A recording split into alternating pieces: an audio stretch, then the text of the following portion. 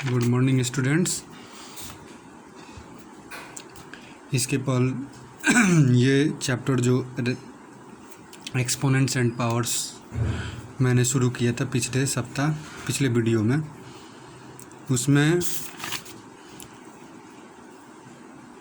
Exponent क्या होता है, उसका पावर क्या होता है, ये मैंने सब बता चुका था। जैसे a बाई बी का power n equal to a by B to the power n, a by A to the power n by b to the power n, 5 to the power 4, इसे ही कहते हैं क्या हम, एक्सपोनेंशियल फॉर्म। ये हो गया base, ये हो गया पावर। ठीक, अब reciprocal of rational number, a by B का रेसिप्रोकल b बाई ए, यहाँ तक हो चुका था। अब हम लॉ ऑफ एक्सपोनेंट बताएंगे। लॉज ऑफ एक्सपोनेंट, एक्सपोनेंट का लॉ। ठीक, फॉर एनी रेशनल नंबर, किसी भी rational number a by B के लिए, and positive integers m and n, कोई भी दो पॉजिटिव इंटीजर m और n हो, उस केस में a बाई बी का पावर अगर m हो इंटू a बाई बी का पावर n हो, मतलब इन दोनों का बेस सेम हो, पावर अलग अलग हो, उस केस में इसका फॉर्मूला होता है a by B to the power m plus n, इन दोनों पावर को जोड़ दिया जाता है। दूसरा केस, दूसरा law, if m is greater than n, m is greater than n, देन a by B to the power m is greater than a by B to the power n, यानी a by B to the power m minus n, base same, power m और n, divide में sign, तो ये हो जाएगा a by B to the power m minus n। Third case, यदि m मतलब पहला वाला m जो हो इंटीजर वो छोटा हो n से, उस केस में a by B to the power m divided by a by B to the power n, इस केस में हो जाएगा 1 by A B by B to the power n minus m। क्यों? क्योंकि ये बड़ा है ये छोटा है, इसलिए n माइनस m हो जाएगा। चौथा, a by B to the power m और इस पूरे का पावर n, उस केस में a by B to the power m into n, मतलब पावर की मल्टीप्लाई हो जाती है, मतलब a by B to the power m the the power n, यानी a by B to the power m into n। a by B to the power minus n, ये हो जाएगा 1 by a by B to the power n, b by A to the power n, b to the power n by a to the power n। 5, पाँचवा law of exponent है, इसलिए a by B to the power minus n, ये हो जाता है b by B A to the power n। छठा, 6 number, a by B to the power 0, इसका value 1, किसी भी नंबर का पावर 0 हो वो वैल्यू 1, जैसे a टू द पावर 0 हो, इस केस में भी 1, a by B to the power 0 हो, उस केस में भी 1। 7, a by B to the power minus 1 हो, इस केस में हो जाता है b by A to the power 1, यानी कि ये वैल्यू वही b बाई ए ही रहता है। ठीक,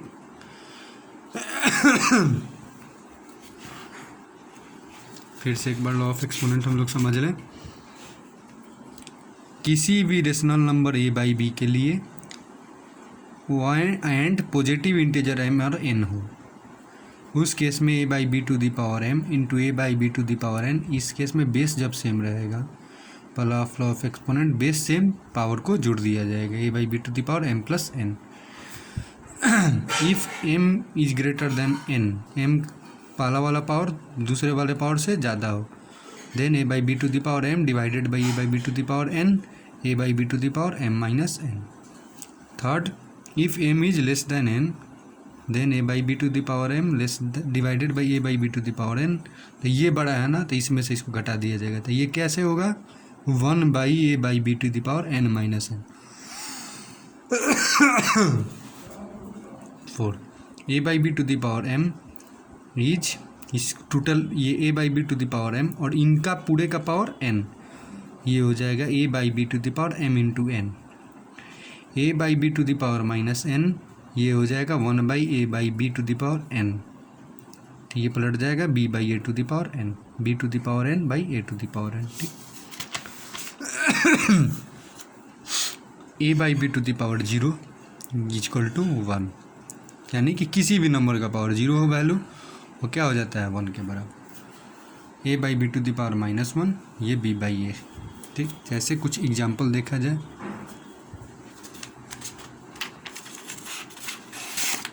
जैसे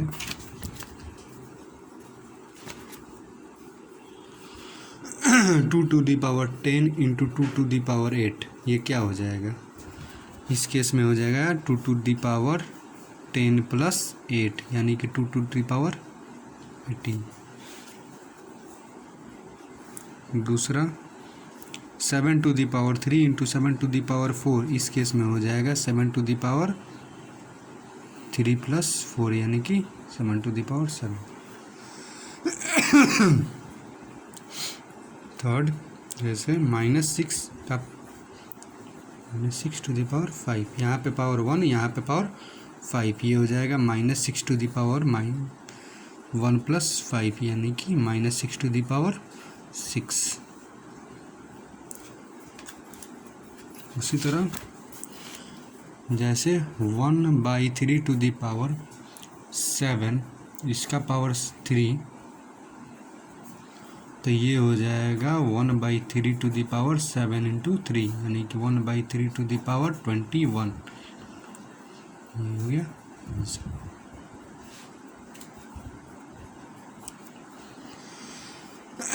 वो एक by B to the power m to the power n, A by B to the power m into n। ठीक,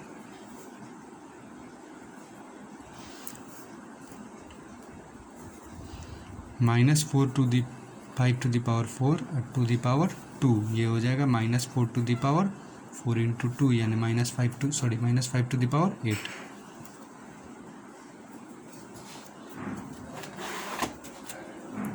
जैसे -2 into 10 to the power 3 to the power 2, ये क्या हो जाएगा? -2 to the power 10 10 to the power 3, यहाँ पे 1, ये base same नहीं है, इसलिए ये मल्टीप्लाई कर देंगे -23 टू द पावर 2 6।